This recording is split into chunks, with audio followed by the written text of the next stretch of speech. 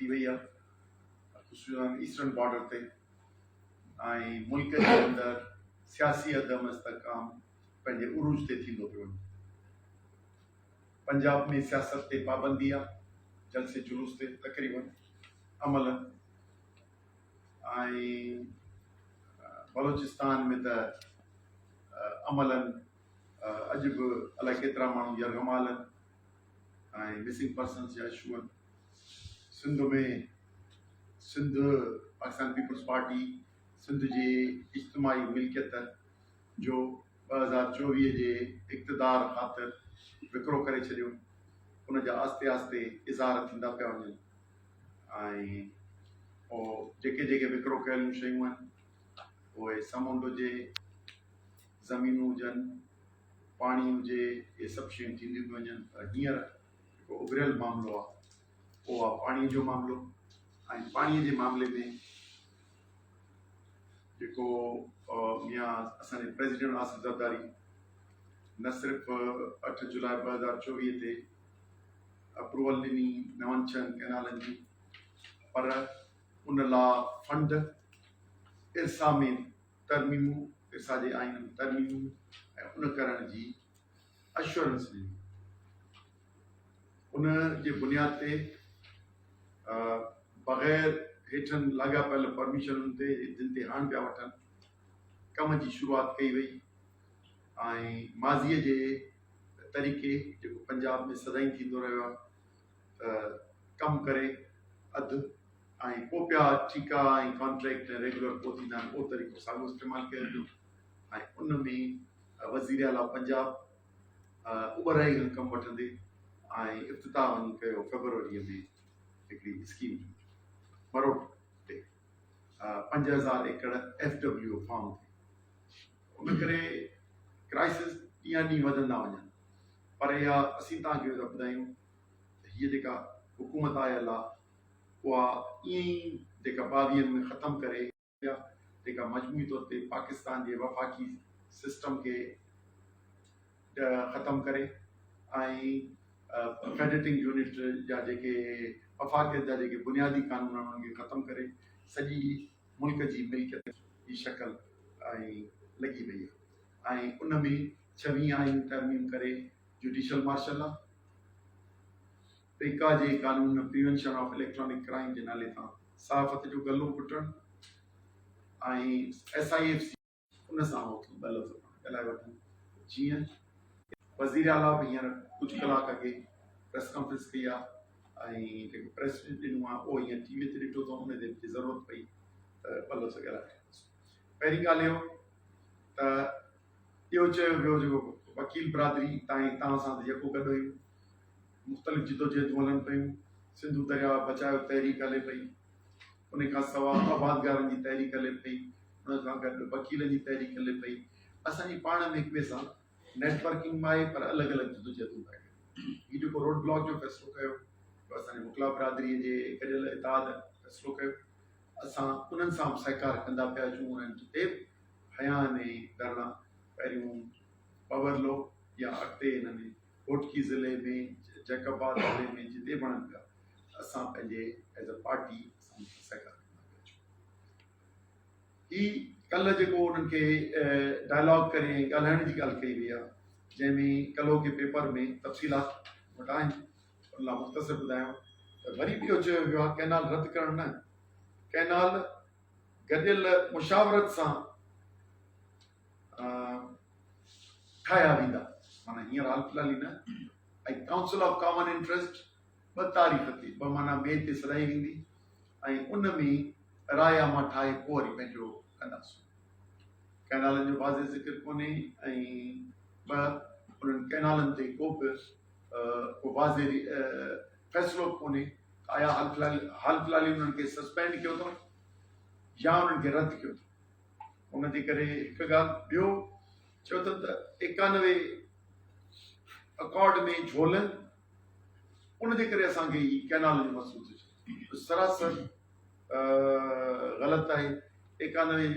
Accord सिधो सो वाज़े ठहियल आहे ऐं 3 टियर्स और 3 टियर्स न 10 डेलीज़ जे बुनियाद ते पाणी विरहायल आहे। साल जा हिननि 10 ॾींहंनि में केतिरो पाणी कहिड़े खे हलंदो, पर उनखे ख़राब पाकिस्तान पीपुल्स पार्टी 95 में उनजी वज़ीर आज़म हुई, उनजो वज़ीर आला हो अब्दुल्ला शाह, वज़ीर आला हुई वज़ीर आज़म हुई बेनज़ीर, ऐं उनजो वापदा जो मिनिस्टर हो खर साहब। उन्हनि गॾिजी उन अकॉर्ड जो बेड़ो बोड़े ऐं शॉर्टेज में फ़ैसिलो कयो वियो त पंजाब पैसो वधीक। उनजी मुख़्तसर ॿुधायां, 77 खां वठी 82 ताईं जेको पाणी तारीख़ी हो उन पंजाब घणो माल कंदो वञे। उन करे अमलनि हिन जो रूह 91 जो त घुटो उन ई ॾेई छॾियो। ऐं तव्हां ॾिसंदो इन्हनि 30 सालनि में हिकिड़ो इहो वक़्तु ॿियो ग्रेटर कैनाल जो ख़िताब 2010 में जून में कयो हो गिलानी, चीफ मिनिस्टर हो ऐं सदर असदर ताईं। इन्हनि ॿिनि फैसलनि जे करे पाकिस्तान पीपुल्स पार्टी जे करे सिंध दाइमी बाराबंदीअ में हलंदी आहे। बाराबंदी माना शॉर्टेज, हिकिड़ो महीनो बंदी थी आहे, सिर्फ़ु सफ़ाई जो 11 महीना पाणी हलंदो। हाणे असां वटि 11 महीननि मां बि इहो ॿियो फ़ैसिलो बि 91 ऑटो में घुटो जे पासो हिन जो 91 अकॉर्ड कहिड़ो ओरिजिनल 91 अकॉर्ड जेको 92 में एक्ट थियो, या 3 टीयर्स फार्मूला या वाटर पॉलिसी चाहिए 2018 में। असीं वाटर पॉलिसी की व्यवस्था कयूं, 3 टीयर्स फार्मूला जो वधाई जेको ठाही कमीशन जेको खर ऐं उनखे असीं वज़ीर आज़म जो food security and ecological security यानी खाधे जी ऐं माहौलियात जी सिक्योरिटी कमेटी ठाहींदासीं। जॾहिं तव्हां पाणी जे नयूं स्कीमूं था ठाहियो, पाणी सिस्टम में खोट मौजूदा जेका सरकारी अखर मुताबिक़ 20 सैकड़ो मुल्क में, पर हिते जी सिंध 30 सैकड़ो मथे मुस्तक़िल पोइ 20 साल खां आहे। त उन ते वरी नवां जॾहिं तव्हां कैनाल था ठाहियो त यकीनी तौर ते हिन इलाइक़े में असां वटि सारी कणिक ग्रीन जा फ़सुल ऐं केलो कमंदो जा फ़सुल उनजो छा जॾहिं तव्हां न ठाहियो। इन करे फूड सिक्योरिटी। अच्छा, ॿियो जेके नयूं ज़मीनूं जेके आबाद था कनि चोलिस्तान, ग्रेटर कैनाल या थर 3 सूबनि में, उहो सभु कंपनी प्राइवेट कंपनियुनि खे था ॾियनि। प्राइवेट कंपनियूं ॿाहिरि इन्वेस्टर ऐं सिविल मिलिट्री ब्यूरोक्रेसी जी कंपनियुनि खे उहे पंहिंजी प्रोडक्ट किथे कमाइनि, उहे बाबति पाकिस्तान गवर्नमेंट न आहिनि। मुल्क जे अंदरि फूड सिक्योरिटी अञा वधीक इनसिक्योरिटी थींदी, छो त नई जेका आबादी थींदी उन खां वधीक आबादी थींदी। सिंध जा लख एकड़ ज़मीन पहिरीं 25 लख एकड़ ग़ैराबाद थींदी, त तंहिंजे नतीजे में फूड सिक्योरिटी फूड इनसिक्योरिटी वधंदी। इकोलॉजिकल माहौलियात खे सिक्योरिटी लाइ अञा हाणे कमेटी ठाहींदा, यानी पहिरीं कैनाल ताईं ठाहियो हाणे माहौलियात जी माहौलियात तबाह बर्बाद थी वेंदी। ये असांजी डेल्टा जेका आहे, असांजी सामूंडी पट्टी घणी तबाह थी वई आहे, पर हाणे जेके ॿियनि इलाइक़नि में ज़मीन खणण जो ऐं ज़मीन जे अंदरां ख़र्चण जो प्रोसेस तेज़ थी वियो आहे। उनजे करे ऐं ॿियो जेकॾहिं पाणी मथे कैनाल ठही था वञनि त ट्यूबवेलनि ते ज़ोर थींदो, ट्यूबवेलनि ते पाणी ज़मीन जो घटिबो ऐं वण टिण पखी जानवर इंसान इन सभिनी जो रहण थींदो ऐं लकी माण्हू जा ॻोठनि मां लॾे जिते हेठि अंडरग्राउंड पाणी आहे उहे लॾे ऐं किथे कॉलोनियुनि में रहंदा। ॿियो चयो आहे कमेटी था चयूं वाटर यूसेज ऐं long term agriculture needs. Water usage simple ॻाल्हि आहे, सिंध दरिया पाकिस्तान खां पहिरीं ऑपरेशन में थियो minimum flow has to be maintain. घटि खां घटि फ्लो आहे या समुंड ताईं शुरू खां वठी जबल खां वठी समुंड ताईं उहो मेंटेन करणो आहे ऐं उहो महीने अठनि खां वठी ताईं उहो मेंटेन कयो ऐं कोटली डाउन जो जेको फार्मूलो आहे उन ते अमल न पियो थिए त जेको हाणे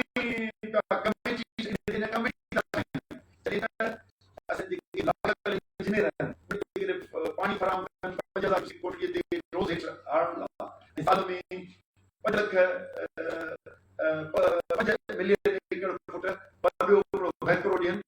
तॾहिं असांजी जनता वधंदी। उन करे इन ते कमेटी ठाहींदासीं यानी उन करे ॿियो चयो त सीसीआई इंडोर्स कंदी ऐं कंसेंसस जेका ॿी में थींदी सीसीआई उहा कंसेंसस ठाहींदी ऐं उन लाइ ठाहिण लाइ कोशिशि कंदी त वधि खां वधि तरक़ियाती स्कीमूं ठाहिनि।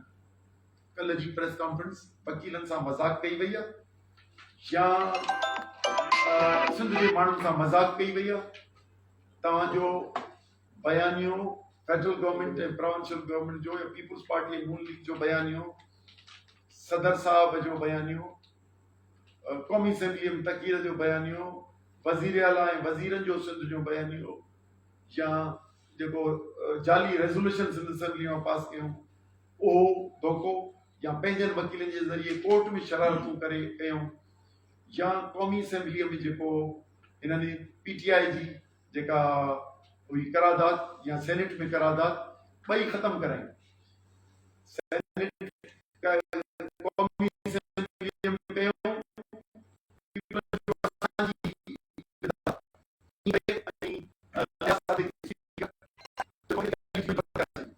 सेनेट में जेका पीटीआई दाख़िल कई उन में छा कयूं पीपुल्स पार्टी जा मेंबर सभु उथी हलिया विया। थोड़ी देरि खां पोइ नून लीग वारा अधु उथी हलिया विया।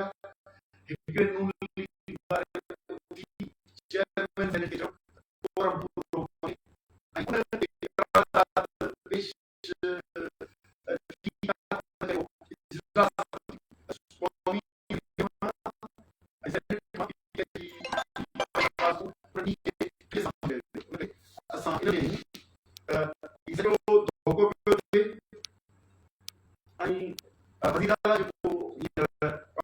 चयो आहे 1991 अकॉर्ड में झोल है वो झोल कोन्हे को कैनाल नथो ठही सघे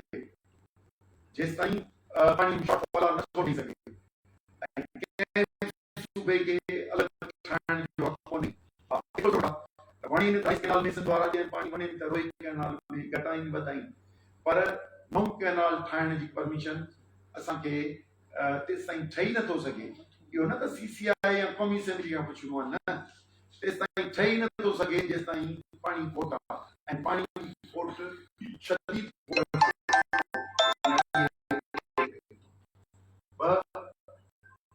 हींअर तव्हां निकिरां पियो ऐं असां बचाए काउंसिल में वकील बि असां सां गॾु असां पार्टी यकजहती जो इज़हार कयो आहे। उन यकजहती तौर ते असांजा कारकुन इन्हनि जा लॻल धरना बबलो हुजे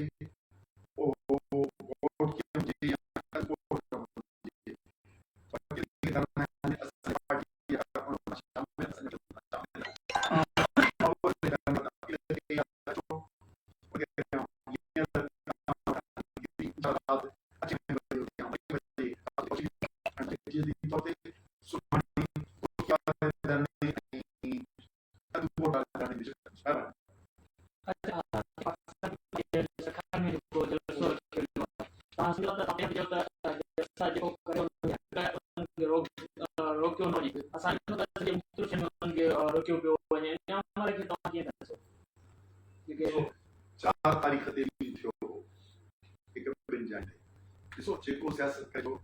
असां सिंध पार्टी असीं चवंदा आहियूं त असांखे बाक़ी ख़बर न आहे कंहिं रोकण जी कहिड़ी जमात बाक़ी हिकिड़ी ॻाल्हि ज़रूरु आहे सिंध में मथे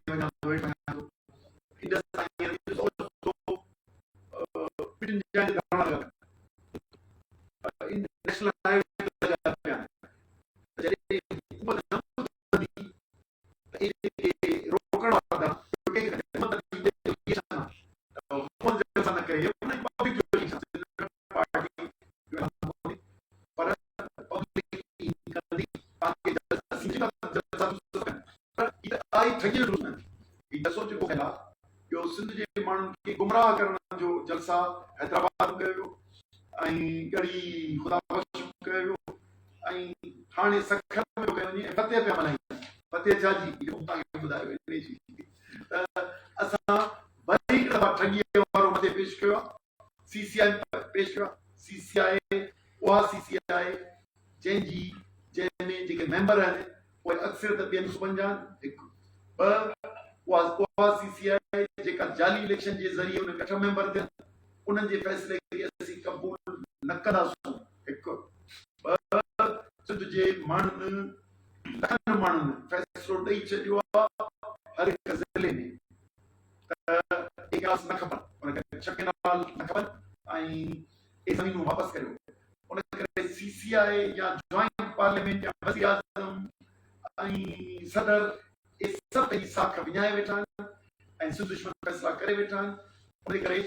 जेकॾहिं माण्हू उन्हनि खे रोकीनि था जेको इन्हनि जे अहमान जे करे था रोकीनि न त इन्हनि पाणी खां बि जलसा बि कयूं त कंहिं रोकियूं थिए मुंहिंजो ख़्यालु आहे त जलसा त चयो पर जेकॾहिं इन्हनि केनालनि तां ज़मीन हासिल था कनि आईंदा पंहिंजनि घरनि में बि लिकी वेंदा या गाॾियूं मटाए वेंदा उन करे इब्तिदा थियनि जलसनि करण जे बजाए आसिफ ज़रदारी खे चवनि 8 जुलाई 2024 अप्रूवल वापसि वठी छॾे त पोइ उन्हनि खे जलसनि में रंगड़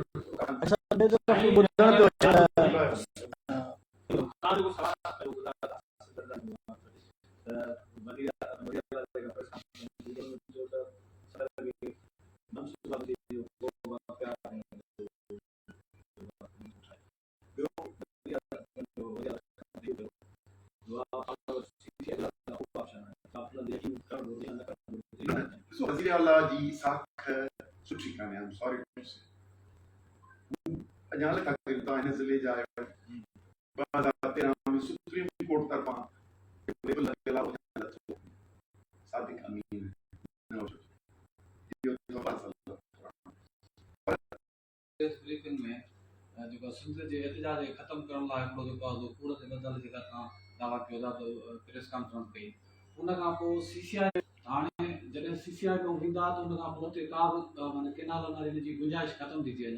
हाणे उन खां पोइ जेको आहे जेकी आवाम जी हाणे जॾहिं वकील उतां अगरि इनखे रुची था वञनि त पोइ उन खां पोइ तव्हांजो लाइ को मसइलो कोन्हे सो खणी ऑपरेशन करे छॾी असां 50 माण्हू वठी छॾी वकीलनि ते ऑपरेशन कनि मिसाल ॻाल्हि रोडनि ते कनि भले फोर्स कनि पर छा सिंध जे माण्हुनि जो फ़ैसिले खे बाय फोर्स दबाईंदा न एहतिजाज खे दबाए सघनि था दरिया बचायो तहरीक जी तहरीक पंहिंजे मुख़्तलिफ़ हिकमत अमलनि सां उहा जारी रहंदी भले ई फोर्स कनि या रद्द कनि ॿी ॻाल्हि तव्हां चयो त हिकिड़ो मेंबर आहे सिर्फ़ु सिंध जो उहो कहिड़ी साख उन करे जा पोइ लॻियल जेको खपाए चुको आहे उन करे उहो फ़ैसिलो उन सिंध जो नुमाइंदो सिंध जे मफ़ाद वारो कोन्हे उन करे असांजी हिन जाली CCI ते अच्छा इहे 8 मेंबर CCI सिंध जो रिकॉर्ड अची चुको आहे कोहिस्तान मां अची चुको आहे जिते पाणी ज़रई पाणी कोन पहुचंदो आहे थर मां अची चुको आहे जिते इरिगेशन जो पाणी कोन पहुचंदो आहे उन करे सॼो रेफरेंडम जॾहिं करोड़े माण्हू जी ॻाल्हि करे छॾी उन वक़्त ते इन नंढनि इदारनि जी अॻे बि रद्द करणु कान्हे CCI रद्द थी वेंदी ऐं हिन वक़्त ते अवाम वज़ीर आज़म जो ऐं बिलावल ज़रदारी ऐं वज़ीर आज़म जी बयानी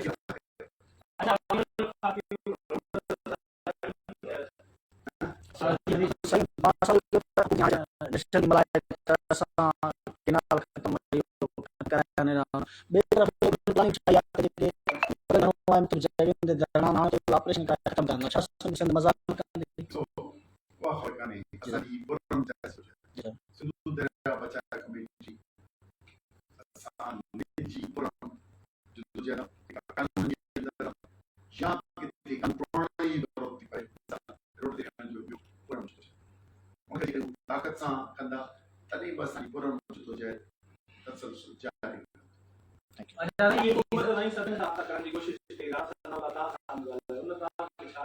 उन चयो त वज़ीर आज़म मिलण थो चाहे ऐं असां सां ॻाल्हायो त पोइ मूं खे चयो त असां मुशावरत माना सिंध दरिया बचाए वकील इलाही केतिरियूं तंज़ीमुनि जिन सां असांखे उन्हनि सां करे पोइ तव्हांखे जवाबु कल्ह असां सिंधु दरिया बचाव तहरीक जी ऐं उन में वाधू आबादकार तंज़ीमूं थियूं उन में इहो फ़ैसिलो थियो त बाबा बब तालवान असांजा number 1 canal Jalalpur greater Thal canal Cholistan canal थर रिंगी ऐं चश्मा राइट ऐं कच्छी 2 कच्छी 1 ठहियल आहे कच्छी 2 इन्हनि सभिनी खे रद्द कनि छो जलालपुर बि नाजाइज़ ठहे पियो ऐं उन में हा करण में असांजे वज़ीर आला जो हथ आहे उन करे असीं सम्झूं पिया त इहे कैनाल न ठहनि छो इन में मुबहम आहे कैनाल्स जो ज़िक्र आहे नाला न आहिनि ऐं नाला पाण पियो वठां तव्हांजे रिकॉर्ड लाइ इहे कैनाल न ठहनि ऐं तॾहिं असां हिकिड़ो फ़ैसिलो कयो असांजो जहिड़ो राय अची वई आहे वकीलनि सां टेलीफोनिक उन्हनि चयो त असां बि इहे मुतालबा वठी छॾिया आहिनि ज़मीनूं वापसि करियो ऐं कैनाल उन करे सिंधु दरिया बचाव तहरीक जा इहे ॿ मुतालबा आहिनि अॼु बि ज़मीनूं वापसि वठी जेके बि पाकिस्तान जे सिलसिले में ज़मीन वापसि वठी ऐं छह कैनाल जो मथां मथां मथां प्रेसिडेंट ख़तमु कराए या प्राइम मिनिस्टर ख़तमु कराए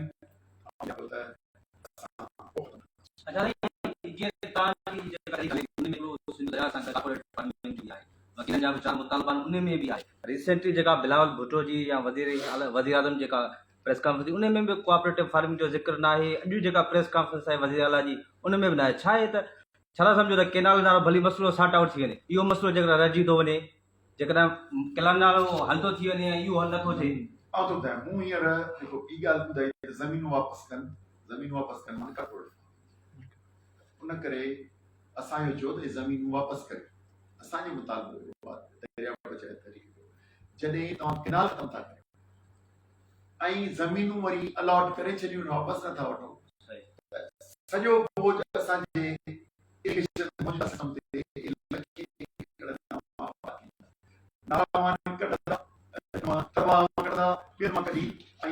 सॼी ज़राअत तबाह थींदी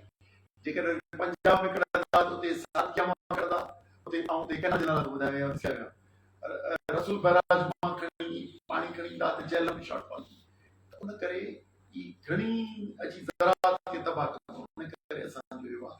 हू ज़मीन खे एड्रेस कोन पिया असीं था चऊं त वज़ीर आला मथे जे करे पर पाण जेके ज़मीन उहे वापसि करे सिंध हुकूमत जेके ज़मीनूं हिननि 1.5 सालनि जेके ॾिनियूं आहिनि केयर टेकर ॾिनियूं आहिनि या हिन ॾिनियूं आहिनि भई सिंध वापसि करे कल्ह कोन पेटनि ते ज़मीन वापसि वठी छॾी ॾिसो पुराणी 52 पर हींअर जेको प्रपोज़ल कयो 1,90,000 सिर्फ़ु उमरकोट सिलो ऐं तर में अलॉट थिए पई बदीन में जेका ज़मीन आहे असांजे अहमद राजो यूनियन काउंसिल माना कोलाड जी तरीक़े में उहा उन खां अलॻि आहे छठी में शाह बंदर इन पासे उहा ज़मीन अलॻि ॾिनल आहे कराची जी पोस्ट में उहा हिकिड़ी अलॻि ॾिनल आहे उन करे आउं त चवंदो त हिननि खे कुल 13 लख खां 18 लख ॾिनी आहे पर उन मां मुंहिंजो अंदाज़ो आहे 2 लख खां वधीक 3 खां 4 लख ॾेई चुका उहे असां पंहिंजे पास हणियो छॾे त फलाणो अकाउंट फलाणी एॾी बेकार प्रेस कॉन्फ्रेंस कई अथसि सभु ॿियनि ते इल्ज़ाम आहिनि Chashma Jhelum link canal 1 Taunsa Panjnad canal 2 greater Thal canal phase 1 टई पाकिस्तान पीपुल्स पार्टी जे मथां ठहिया हलिया आहिनि अॼु शॉर्टेज आहे तॾहिं चश्मा झेलम भले पियो तौसा पंजनद भले पियो केरु कंहिंजी इजाज़त सां पियो हिननि जे इजाज़त सां पियो ही वरी लेटर लिखी छॾींदा असीं तव्हां प्रेम पत्र पियो अचे प्रेम पत्र मोहबत नामो पियो अचे हुन में लिखियल अथसि जीअं गिला कबी आहे त बाबा हाणे भारत अथव इहो जेकॾहिं थोरो हल्को हथु रखो उन करे सिंध जे माण्हुनि खे पंहिंजे नदी खे बचाइण लाइ हाणे फ़ैसिला करणु जिदोजहद करणु घुरिजे ऐं सिंध जो माण्हू जेको असां अॼु चाहे थो त सिंधु वधो रहे, उहो असांजी हर क़िस्म जी मदद करे। असीं इंशाल्लाह पुरम जिदोजहद जे ज़रिए इन्हनि ताक़तुनि खे ॻोड़नि ते ॻोड़ा खोड़ाईंदासीं। अच्छा, ये आखिरी सवाल उर्दू में है। पाकिस्तान और इंडिया में रिसेंटली ये कॉन्फ्लिक्ट चल रहा है जो कश्मीर में हमला हुआ उसके बाद अभी जो सिद्धार्थ मुआहदा है वो भी इंडिया ने मुस्तरद कर दिया है, और भी रकम आते हैं जो इंडिया ने जारी किए हैं। पाकिस्तान ने भी सऊदी काउंसिल इजलास बुलाया है। आप as a president of this united party कैसे समझते हैं सारे मामले को, इंडिया और पाकिस्तान? देखिए, इंडिया ने इल्ज़ाम लगाया है कि हमारे यहाँ जो टूरिस्ट की दहशतगर्दी हुई है उसमें पाकिस्तान और उसने एहतजाजन ये बहुत किया है सिंधा। लेकिन ये अगर इसमें कोई नया स्ट्रक्चर बनाएंगे तो इसके लिए 3 साल लगेंगे कहीं कोई नहर बनाने के लिए। मेरा ख्याल है ये गलत है। इंटरनेशनल मुआहदों की पासदारी होनी चाहिए, और भले झगड़ा हो लेकिन इंटरनेशनल मुआहदों की पासदारी होनी चाहिए। लेकिन मुझे कल हंसी आ रही थी जब डिप्टी प्राइम मिनिस्टर डार साहब इस पे बहुत भड़क रहे थे, तो मैंने कहा कि अगर इधर होते तो हम कहते कि भाई, वो कहते हैं कि लोअर राइपेरियन का हक है और ये इंडिया बंद नहीं कर सकता। उसने सही कहा, हम भी अपनी हुकूमत के साथ हैं। ऐसे नहीं कि लोअर राइपेरियन का हक है, हुकूमत का मौक़िफ़ है, हम उसके साथ हैं। लेकिन उनको ये बता देते हैं कि पाकिस्तान के अंदर भी एक अकॉर्ड है, 1991 अकॉर्ड, या एक पाकिस्तान आने से पहले 1945 वाटर अकॉर्ड, उसमें लोअर राइपेरियन का हक है और वो मुसलसल पंजाब हक मार रहा है, उसका तो जवाब नहीं। तो हम वैसे हुकूमत